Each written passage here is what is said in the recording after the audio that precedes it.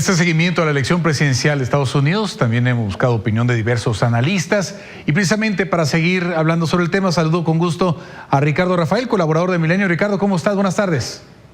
Pues muy bien, muy agradecido por esta invitación, el poder compartir con nuestro auditorio pues estas horas inquietantes, intrigantes y todavía irresueltas. Definitivamente, ¿no? ¿Cómo lo ves? ¿Cómo viste, mejor dicho, desde antes el pronóstico de esta elección?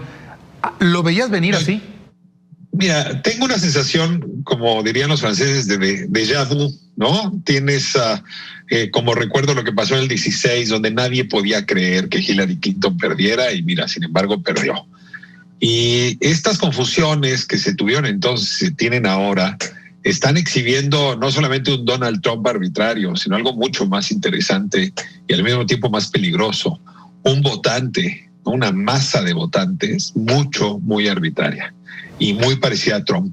Es decir, así como en 2016 la revelación fue Donald Trump, te diría que en 2020 la revelación es el trumpismo, que pesa muchísimo, son muchísimas personas, tienen argumentos de mucho peso y han encontrado en Donald Trump a la espada para defenderse de un mundo que siente que los amenaza.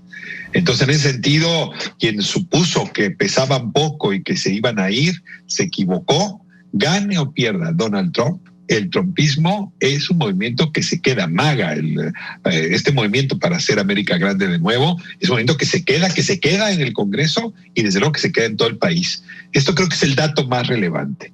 Ahora, sí, no puedo, Josué, dejar de hablar de lo que estamos mirando en este momento, porque pues esto tengo la impresión que se resuelve en Michigan, para decirlo rápido. Es decir, si Biden, en efecto, confirma su triunfo en Arizona, en Nevada, en Michigan, según mis cuentas, ya alcanzó los votos.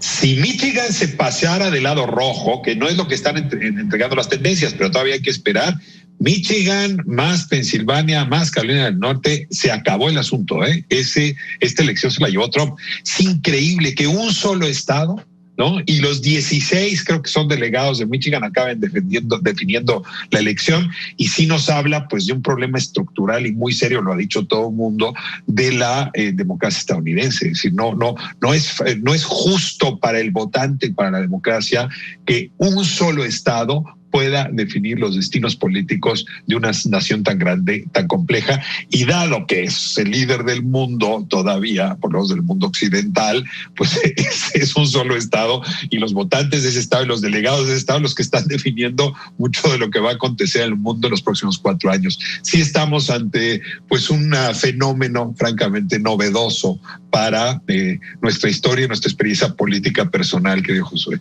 Y ha sido difícil de entender por muchos años, ¿no? Porque siempre se ha despertado, pues incluso la idea de que deberían de reestructurar su forma de votación, precisamente de estos votos electorales, a algo más democrático, que es decir, el voto por voto de cada elector. Sí, a ver, José, tenemos ahí como esa crítica a partir de nuestra propia experiencia, ¿no? En la mayoría de los países, que no en todos, pero bueno, en la mayoría de los países se elige a partir del voto popular. Yo te diría, Inglaterra, por ejemplo, tiene un sistema parecido, lo que pasa es que no alcanzamos a hacer la comparación. O sea, en Inglaterra la gente vota por sus representantes y los representantes del Parlamento votan por el primer ministro. Lo que hicieron los estadounidenses es construir pues este colegio electoral para que sustituyera al Parlamento. Pero en realidad ese es el mecanismo. Y tengo para mí que ahí no está el problema, Josué. La verdad es que eso es un mecanismo para contar los votos. No, el problema está en que cada senado de los estados, a diferencia de México, en Estados Unidos los estados tienen senado, define cómo se trazan los distritos a partir de los cuales se eligen los delegados. Y esa distritación se ha hecho de manera tramposa cada vez que los republicanos controlan los senados estatales. De tal forma que están trazados para que los republicanos ganen siempre.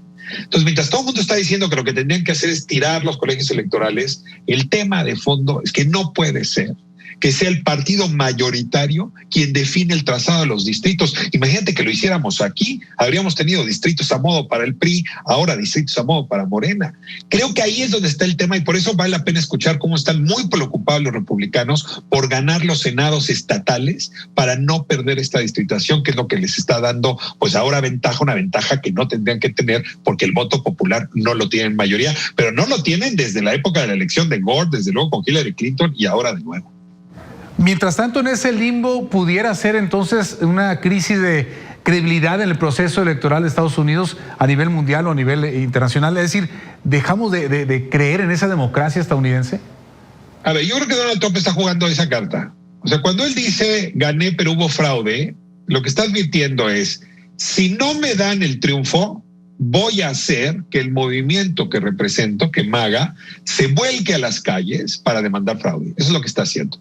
Y eso es una presión adicional sobre los colegios electorales y quienes están contando los votos, que no son robots, son personas de carne y hueso, que saben que si hay una duda, mejor darle el voto a Trump, porque no vaya a ser que grite fraude, los denuncie y un movimiento se les venga encima.